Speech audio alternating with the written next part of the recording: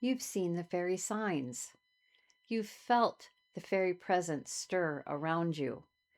But before you take another step closer, I'd like to talk to you about some of the things that you should never do when reaching out to the fairy realm. What I'm going to share with you are not human rules. They're energetic courtesies that are woven into the fabric of their world.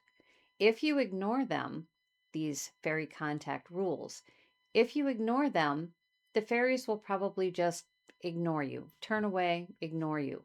But depending on how harsh your crime is amongst the fairies, they could also decide to try to teach you a really valuable lesson. So, to avoid the chance of that really valuable lesson, we're going to talk about the rules of fairy contact today, because it is the unspoken understanding that opens the way between our world and theirs. So, we should probably know as much about it as we possibly can, right? So, let's go see what it's all about.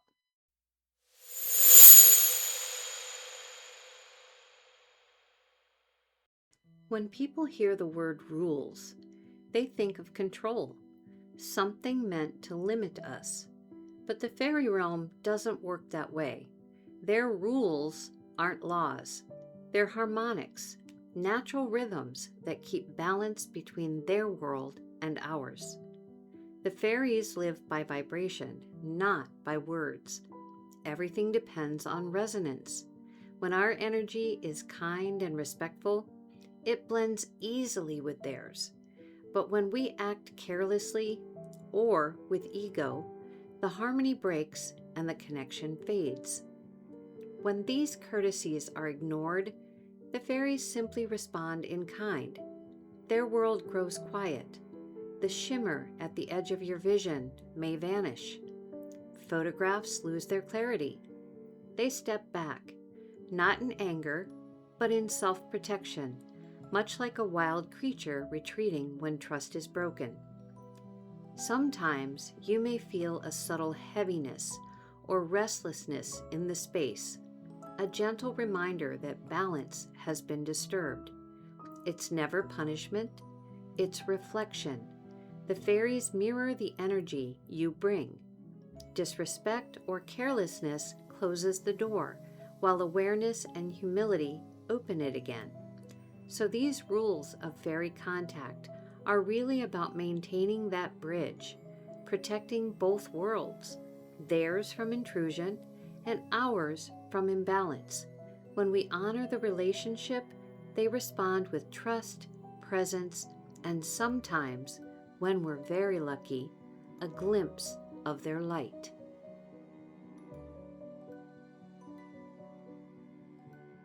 My first fairy photo was a surprise gift, something I didn't go looking for or expect. The fairy appeared at Effigy Mounds in Harpers Ferry, Iowa. After finding that first fairy, the fever was upon me. Some of my best photos were gifted without my saying a word, but they certainly sensed my excitement to meet them. Somewhere along the line, I developed the habit of calling out when I arrive at a location, before ever taking a photo. Fairies, I am here to try to take pictures of you.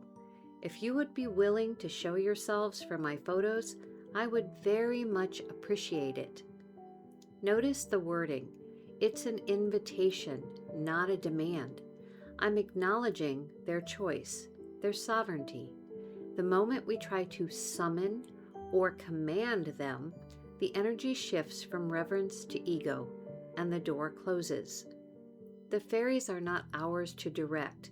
They are ancient beings who sense vibration more clearly than words. Approach them with respect, openness, and a willingness to listen rather than to order. When your energy carries that balance, they may choose to meet you halfway, not because you called them, but because they felt seen.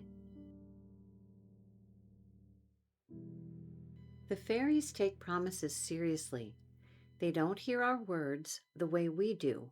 They feel them. Each spoken vow carries its own frequency. a living thread of energy. When we say, "I'll bring you a crystal next time," or "I'll leave a bit of honey as thanks," that intention immediately forms a link. If we don't follow through, that link becomes tangled. The fairies won't punish us, but the trust between realms weakens. An offering doesn't have to be something for the fairies. It can be something on behalf of the fairies. Bring a small bag to collect litter along the trail, or make the promise to stay on the path instead of trampling the undergrowth while taking photos. These simple acts show respect for their home and reassure them that you move through it with care. Offerings don't need to be grand. A flower, a song, a quiet thank you, or a simple act of stewardship. It's the sincerity that matters. Never promise what you can't give, and never give out of obligation. Offer only from the heart. Think of it as energetic give and take. Every true act of giving keeps the current between you and the fairies flowing clear. The more authentic that exchange, the brighter the connection becomes.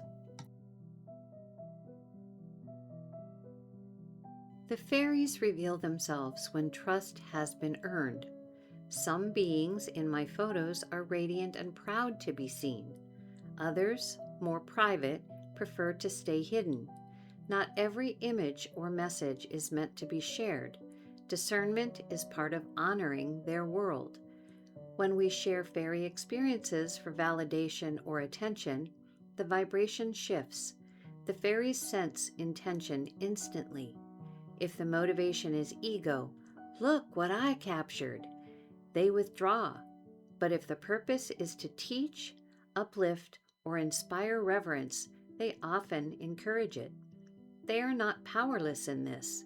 They can remove their image from a photo, blur, fade, or shift the light so their form disappears. Sometimes they even cloud our inner sight, making it difficult to perceive them until trust is restored. Their message is gentle but clear. See us rightly or not at all. Remember, fairy encounters are sacred exchanges, not trophies. When you share with humility and gratitude, they often bless that openness. When self-importance creeps in, they quietly retreat. Honor what they show you and protect what they ask you to keep private. In doing so, you become a bridge between worlds built on respect, not spectacle. Energy is everything to the fairies. When our field is heavy, weighed down by anger, sadness, fear, or exhaustion, our frequency becomes dissonant with theirs. It isn't that they dislike us, they simply can't align with that energy. Vibration is also about focus. Even wandering thoughts can pull you out of resonance. If you're standing in a forest thinking about a disagreement you had, what you'll make for dinner, or the next show you plan to watch, your awareness drops back into ordinary human frequency, what I call the 3D vibration. The fairies notice immediately. Expectation can have the same effect. When you arrive hoping, waiting, or trying too hard to see them, the energy tightens. The fairies prefer openness, not pressure. When I enter a location, my excitement is entirely about the possibility of meeting them, nothing else. My mind stays in that current of joy and curiosity until the end of my visit. When I've finished photographing, I thank them for showing themselves and for allowing me to walk through their space. Only then do I return my thoughts to the everyday world. Presence is the bridge. Bring your full awareness, your light, your heart, and attention, and they'll meet you there. Every meeting deserves a thank you. Whether you sense their presence or not, Gratitude keeps the path open. It tells them, I honor your time, your energy, and your trust. Gratitude is more than courtesy. It's the vibration that allows the connection to endure. Gratitude also grows through consistency. The fairies remember you, not by face, but by energy. When you return to the same places again and again, they begin to recognize your signature vibration. Over time, familiarity becomes comfort, and comfort becomes trust. I often revisit the same locations many times. I'm not there to take my photos and rush away. I'm there to build relationship.